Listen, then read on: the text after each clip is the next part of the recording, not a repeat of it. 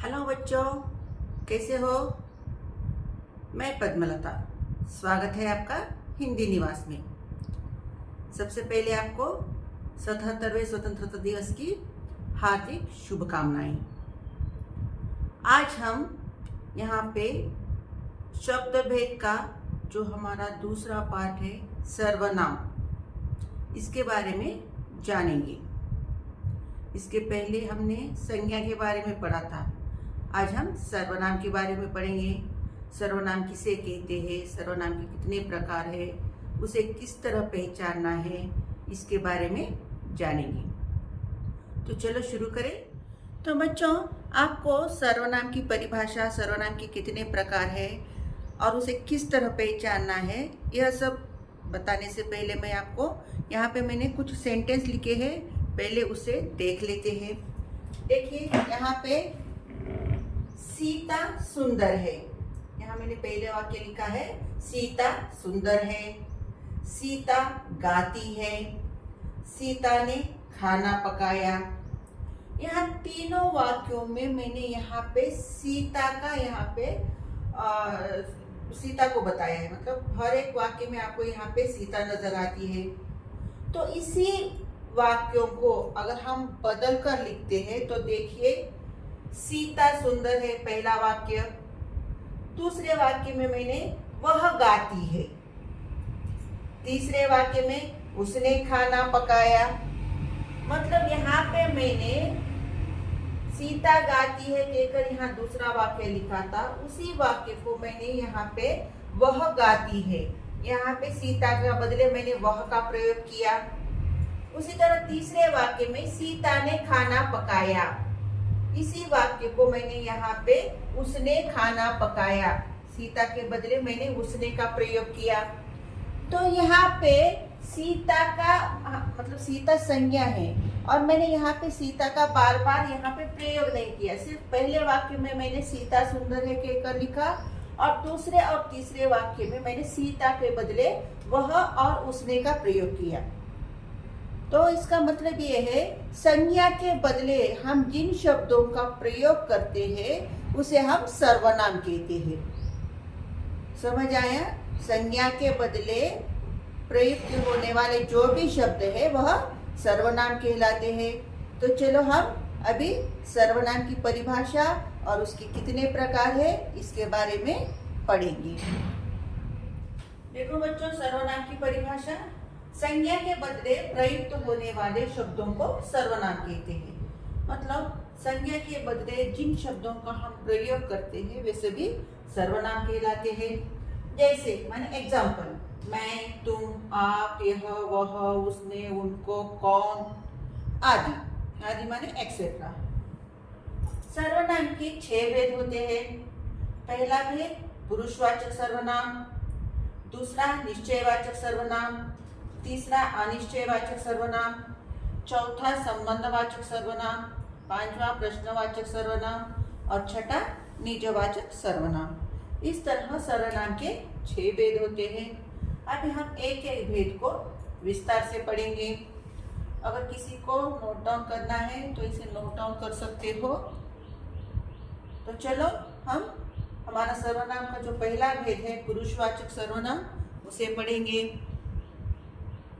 देखो बच्चों, सर्वनाम के भेद में हमारा पहला भेद है पुरुषवाचक सर्वनाम। पुरुषवाचक सर्वनाम की परिभाषा क्या है, उसका डेफिनेशन क्या है? जो सर्वनाम बोलने वाले, सुनने वाले अथवा जिसके बारे में कुछ कहा जाए उसके लिए आए उन्हें पुरुषवाचक सर्वनाम कहते हैं। परिभाषा समझ लो। ऐसे सर्वनाम शब्दों जो वक्ता होता है, मतलब बोलने वाला होता है, उसके लिए जिन सर्वनाम शब्दों का प्रयोग होता है, ऐसे शब्द। जो सुनने वाले होते हैं, मतलब सामने वाले के बारे में जिन सर्वनाम शब्दों का प्रयोग किया जाता है, ऐसे शब्द। या ऐसे शब्द जो तीसरा व्यक्ति हो, ना बोलने वाले के बारे में या ना सुनने वाले के बारे में, किसी तीसरे व्यक्ति के बारे में प्रयोग किए जाने वाले जो शब्द होते हैं, ऐसे सर्वनाम शब्द, इन्हें हम पुरुषवाचक सर्वनाम कहते हैं। समझ आई परिभाषा? बोलने वाला जब अपने खुद के लिए उन सर्वनाम शब्दों का प्रयोग करता है ऐसे शब्द, या सुनने वालों के लिए जिन सर्वनाम शब्दों का प्रयोग किया जाता है ऐसे शब्द, या ना बोलने वाला और ना ही सुनने वाला जब तीसरे व्यक्ति के बारे में जिन शब्दों का प्रयोग होता है ऐसे सर्वनाम शब्द पुरुषवाचक सर्वनाम कहलाते हैं। और पुरुषवाचक सर्वनाम के 3 उपभेद हैं। पहला उत्तम पुरुष, सेकंड वन मध्यम पुरुष और थर्ड वन अन्य पुरुष। तो उत्तम पुरुष किसे कहते हैं, मध्यम पुरुष किसे कहते हैं और अन्य पुरुष किसे कहते हैं, इसके बारे में हम विस्तार से भी पढ़ेंगे। देखो बच्चों, तो सर्वनाम के भेद में हमने जो है पुरुषवाचक सर्वनाम के बारे में जाना। पुरुषवाचक सर्वनाम के जो उपभेद है 3, उसमें से हमारा पहला उपभेद है उत्तम पुरुष। तो उत्तम पुरुष किसे कहते हैं? वक्ता जब अपने नाम के बदले जिन सर्वनामों का प्रयोग करता है उसे उत्तम पुरुष कहते हैं। वक्ता किसे कहते हैं? जो बोलने वाला होता है हम उसे वक्ता कहते हैं। तो खुद के लिए जब वक्ता जिन सर्वनाम शब्दों का प्रयोग करता है उसे उत्तम पुरुष कहते हैं। फॉर एग्जाम्पल, मैं, मेरा, मुझे, मैंने, हम, हमने आदि। तो मैं हैदराबाद में रहती हूँ, मुझे वह बहुत पसंद है, हम कल पिक्चर गए थे। इस तरह के जब वक्ता जो है अपने खुद के लिए अपने नाम के बदले जिन सर्वनाम शब्दों का प्रयोग करता है उसे हम उत्तम पुरुष कहते हैं, जिसे हम फर्स्ट पर्सन कह सकते हैं। दूसरा हमारा जो उपभेद है पुरुषवाचक सर्वनाम का वह है मध्यम पुरुष। तो मध्यम पुरुष किसे कहते हैं? वक्ता जिसे संबोधित करता हो या सामने वालों के लिए जिन सर्वनाम शब्दों का प्रयोग करता है उसे मध्यम पुरुष कहते हैं।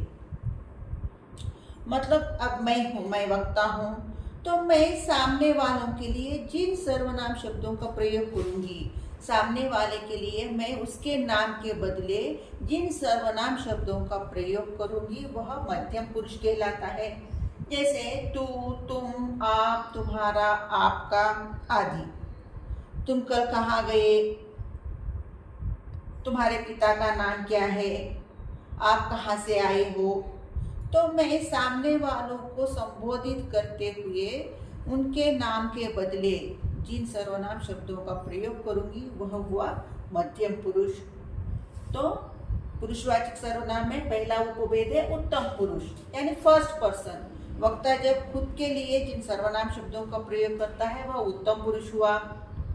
दूसरा उपभेद है मध्यम पुरुष यानी सेकंड पर्सन। जब वक्ता सामने वाले के लिए उसके नाम के बदले जिन सर्वनाम शब्दों का प्रयोग करता है वह मध्यम पुरुष हुआ। अभी हम अन्य पुरुष, हमारा जो उपभेद है पुरुषवाचक सर्वनाम का तीसरा उपभेद अन्य पुरुष, उसके बारे में जानेंगे। अब चाहो तो इसे नोट डाउन कर सकते हो। देखो बच्चों, हमारा पुरुषवाचक सर्वनाम का तीसरा उपभेद है अन्य पुरुष, जिसे हम थर्ड पर्सन कह सकते हैं। तो इसकी परिभाषा क्या है? वक्ता जिन सर्वनामों का उपयोग अपने लिए या सुनने वाले के लिए अतिरिक्त किसी अन्य व्यक्ति के लिए करता है ऐसे सर्वनामों को अन्य पुरुष कहते हैं। वक्ता यानी मैं उन सर्वनाम शब्दों का उपयोग अपने लिए नहीं करती और ना ही आपके लिए, आप सुनने वाले हो, ना आपके लिए करती हूँ।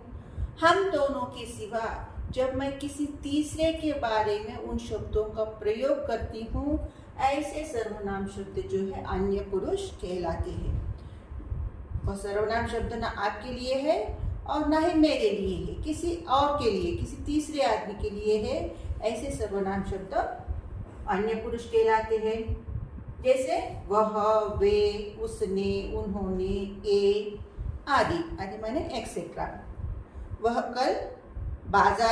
कल सिनेमा गया था, मैं किसी तीसरे के बारे में बात करती हूँ। वे शाम को आएंगे। उसने मुझे मारा, उसने किसी तीसरे आदमी ने, उसने मुझे मारा। इस तरह हम इन शब्दों का वाक्य में प्रयोग कर सकते हैं। तो समझ आए आपको? सर्वनाम के 6 भेद है। उसमें से पहला भेद पुरुषवाचक सर्वनाम, और पुरुषवाचक सर्वनाम के 3 उपभेद है, उत्तम पुरुष, मध्यम पुरुष और अन्य पुरुष। ये थी इनकी परिभाषा और इसके एग्जाम्पल्स। आप चाहो तो नोट डाउन कर लो। तो हमारा सर्वनाम का दूसरा जो भेद है निश्चयवाचक सर्वनाम, उसे हम अभी पढ़ेंगे। तो देखो बच्चों, सर्वनाम के भेद में हमारा दूसरा भेद है निश्चयवाचक सर्वनाम। निश्चय से ही आपको पता चलता है कि उसकी परिभाषा, जिन सर्वनाम शब्दों से किसी वस्तु या व्यक्ति के बारे में निश्चित रूप से पता चलता है उसे निश्चयवाचक सर्वनाम कहते हैं। मतलब ऐसे सर्वनाम शब्द जिन शब्दों से हमें चाहे व्यक्ति हो या कोई वस्तु हो उसके बारे में हम कॉन्फिडेंटली निश्चित रूप से कह सकते हैं कि वह यही है। ऐसे शब्दों को, ऐसे सर्वनाम शब्दों को हम निश्चयवाचक सर्वनाम कहते हैं। जैसे यह, ये, वह, वे आदि। आदि माने एक्सेट्रा। यह मेरा घर है, मुझे निश्चित रूप से पता है, कॉन्फिडेंटली मैं कह सकती हूँ कि यह घर मेरा ही है। तो यह, उसी तरह वह कल आएगा। कल कौन आने वाला है मुझे निश्चित रूप से पता है, इसलिए मैंने कहा कि वह कल आएगा। तो इस तरह हम इसका वाक्य प्रयोग कर सकते हैं। तो जिन शब्दों से हमें किसी वस्तु के बारे में या व्यक्ति के बारे में जब हम कॉन्फिडेंटली, श्योरली कह सकते हैं कि वह यही है, तो ऐसे सर्वनाम शब्द निश्चयवाचक सर्वनाम कहलाते हैं। तो चलो अभी हमारा सर्वनाम का तीसरा भेद अनिश्चयवाचक सर्वनाम पढ़ते हैं। चलो बच्चों, हम सर्वनाम का तीसरा भेद पढ़ लेते हैं, अनिश्चयवाचक सर्वनाम। अनिश्चयवाचक, श्योरली आपको पता नहीं है, अनिश्चयवाचक जिसे हम कहते हैं। तो इसकी परिभाषा क्या है? जिन सर्वनाम शब्दों से किसी वस्तु या व्यक्ति के बारे में निश्चित रूप से पता नहीं चलता, ऐसे सर्वनामों को अनिश्चयवाचक सर्वनाम कहते हैं। ऐसे सर्वनाम शब्द, उन सर्वनाम शब्दों से उस व्यक्ति या वस्तु के बारे में हम कॉन्फिडेंटली कुछ नहीं कह सकते, निश्चित रूप से नहीं कह सकते कि वो वही है। ऐसे सर्वनाम शब्दों को हम अनिश्चयवाचक सर्वनाम कहते हैं। जैसे किसी, कोई, कुछ, कोई ना कोई आदि। किसी ने मुझे मारा, किसने मारा मैं निश्चित रूप से नहीं कह सकती, किसी ने मुझे मारा, तो यह अनिश्चयवाचक सर्वनाम हुआ। घर में कोई है, घर में कौन है मुझे श्योरली मालूम नहीं है। घर में कोई है, कोई तो है घर में, बट कौन है मुझे निश्चित रूप से पता नहीं, इसलिए यह अनिश्चयवाचक सर्वनाम हुआ। कोई ना कोई आएगा, कौन आएगा आई डोंट नो। कोई ना कोई आएगा, कोई तो आएगा, लेकिन कौन आएगा मुझे निश्चित रूप से पता नहीं, इसलिए यह अनिश्चयवाचक सर्वनाम हुआ। तो इस तरह हम इसका वाक्य प्रयोग कर सकते हैं। तो आशा करती हूँ आपको अनिश्चयवाचक सर्वनाम समझ आया होगा। तो हमने अभी तक जो है सर्वनाम के 3 भेद पढ़े हैं। पहला पुरुषवाचक सर्वनाम, उसके 3 उपभेद, उत्तम पुरुष, मध्यम पुरुष, अन्य पुरुष। दूसरा सर्वनाम का भेद निश्चयवाचक सर्वनाम, उसकी परिभाषा और उसके एग्जाम्पल्स देखे। और सर्वनाम का हमारा जो तीसरा भेद है अनिश्चयवाचक सर्वनाम, इसकी परिभाषा और इसके एग्जाम्पल। आप चाहो तो नोट डाउन कर लो। तो बच्चों, ये था हमारा सर्वनाम का फर्स्ट पार्ट। इसका जो सेकंड पार्ट है जिसमें रिमेनिंग और 3 भेद है सर्वनाम के, उसे हम नेक्स्ट वीडियो में देखेंगे।